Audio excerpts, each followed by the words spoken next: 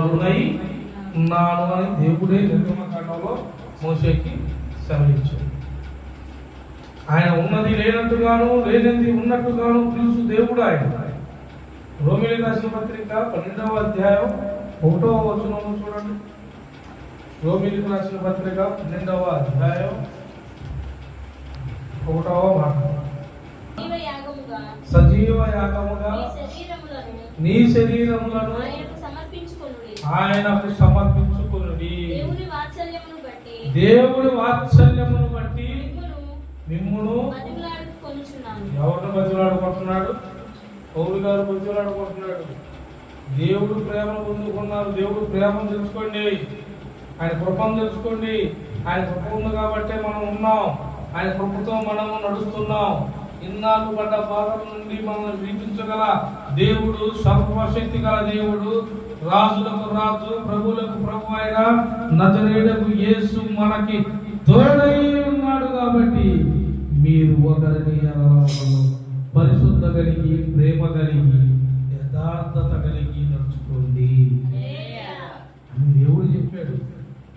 ఒక పని చేస్తే ఆ పనిలో మనం ఎలా ఉండాలా?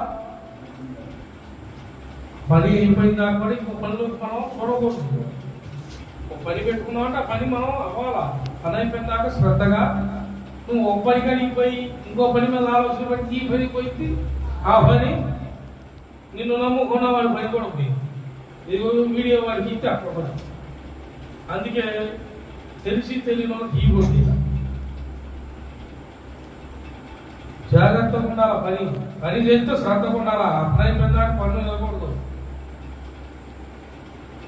ఈ పని ముఖ్యమా, ఆ పని ముఖ్యమా?